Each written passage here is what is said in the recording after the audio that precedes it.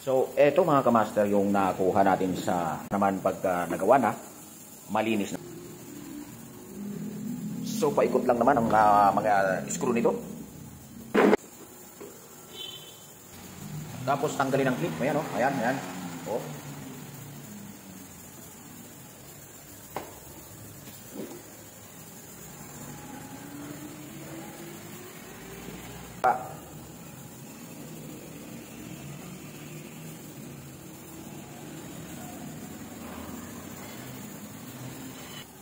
At pag nagtanggal ng LLC, kailangan pabaliktad. Ayan, oh. Mahigpit, kumbaga. Clockwise siya. Kasi baliktad ang higpit nito. Pag counterclockwise, mahihigpitan. Pagka clockwise, loosen. O maluluwagan. Oh. So, eto siya mga kamaster. Oh. Makikita nyo, medyo madumi yung ano niya, pinaka-shell ng ating winding. Pero malinis pa ang kanyang winding.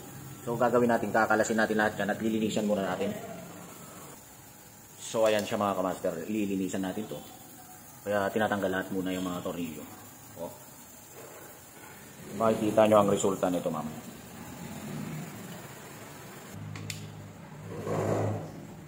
Yun, oh. Kung makikita nyo. Pakalas na siya. Oh. So, yun na. Safe na, nalinisan ang kanyang mga cover.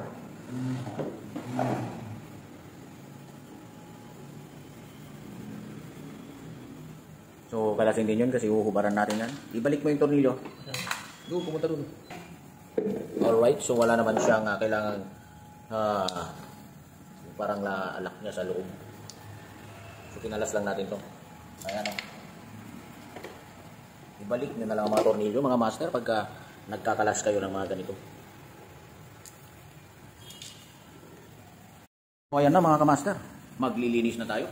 Oh.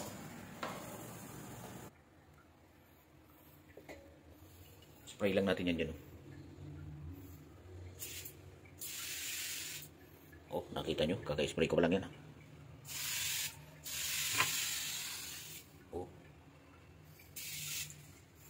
Amazing. Magic, no?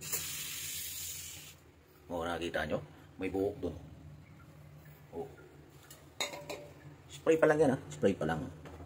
Tingnan nyo ang epekto. Oh. Subukan natin buhusan ng tubig. Tingnan nyo mga kamaster, usa siyang bumubulak. Oh, buhusan natin. Oh, diba? Linis ka. Yan, oh.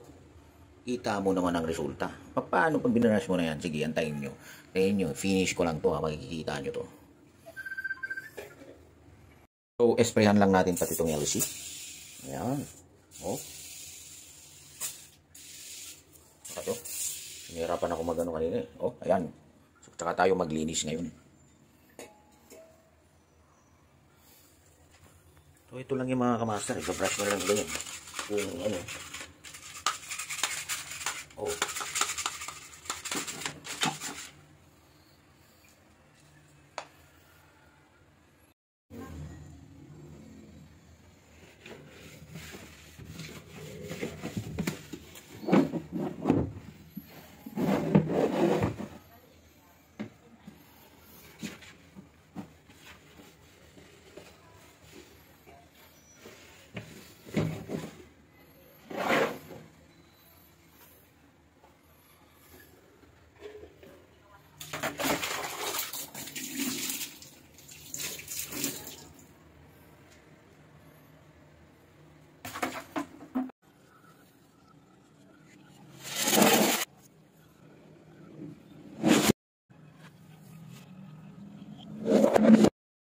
So, kailangan din natin hubaran ito.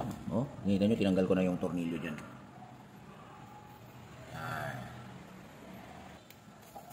Ayan, so, tandaan nyo lang, oh. Yan naman yan. Balik nyo lang sa dati pagkatapos. Oh, ito kasi, mechanical yan. Electrical. Oh, kailangan dyan na maselan tayo dyan. Kailangan linisan ng maayos. Yung hindi tayo gagamit ng tubig. Oh, yan, tinanggal ko na. Tapos, oh, ito yung connection ng tinanggal natin, line 1, line 2. Oh, yun lang. Napakasimple, di ba? Ganyan lang. Pagka picturean nyo lang.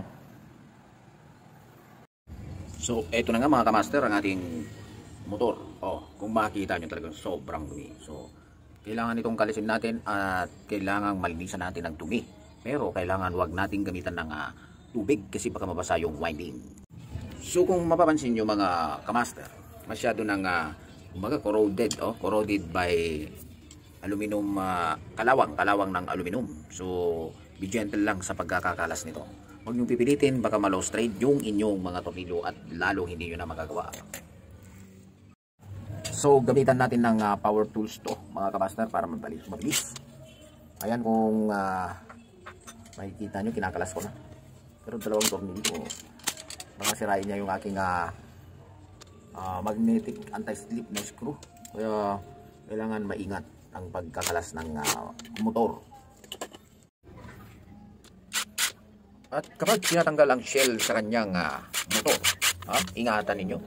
At sa pagbabarena, kailangan maingat kayo dyan mga kamaster. Tapos tanggalin nyo na yung mga nuts. Alright, so after ninyong matanggal, ayan, buksan ninyo at dahan-dahan yung tanggalin yung stator. Stator o tawag dyan sa tinatanggal natin na may winding. Alright, so doon sa yan yung butas na yon, yung ating capacitor. So ang gagawin mo lang dyan, tupiin mo yung yung metal, then isuksok mo ng dahan-dahan para matanggal ninyo. So di ba napakabilis lang? Pagkatapos niyan, i-brush mo, linisan mo ng maayos ang winding. Huwag kang gagamit ng tubig, master, kasi magkakaroon ng problema ang motor at masusunog yan kapag ginamit mo. Mas maganda nga kung ibilad nyo sa araw kapag ito nalubog sa tubig. Ayan, so kung nakikita nyo ay dahan-dahan nating nililinis ang ating motor. Kasi nga, ang electric fan pa lang ito ay nahulog o kaya nabasa sa tubig. So kaya natakot yung may-ari kaya hindi na niya ginamit.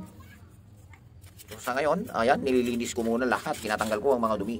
Para sa ganun ay secured ang ating fan motor. Alright, lahat yan. Yung shell niya, yan.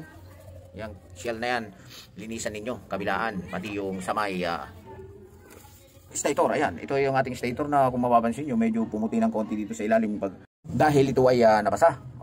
So pupunasan nyo yung aking yung yung pamunas ko. Merong yan, oil, nilagyan ko ng oil yan para sa ganon yung metal hindi kalawangin. Ayan, so safe naman yan yung Singer oil. Ayun yung Singer oil. Ayan, binilagyan ko yung aking basahan. Then tsaka ko nilagyan na rin yung bushing ng kasi hindi naman sira ang ating bushing mga kamaster, mga kaloy. So ginawa ko, nilagyan ko lang ng oil para mahugot kasi nga na-stack up ito gawa ng nabasa. So ganyan ang gagawin niyo. After ninyong matanggal, may disassemble lahat, lihain nyo rin yung shafting nyo. Hanggat maaari, tapain nyo rin yung shafting kung mayroon na siyang guhit doon sa may tapat. Ayan yung bushing na yan. Yan, pag nilagay nyo doon sa tapat niya, kung mayroon na siyang guhit-guhit o kaya malalim na tumalog na, palitan yan mga kamaster, mga kaloli.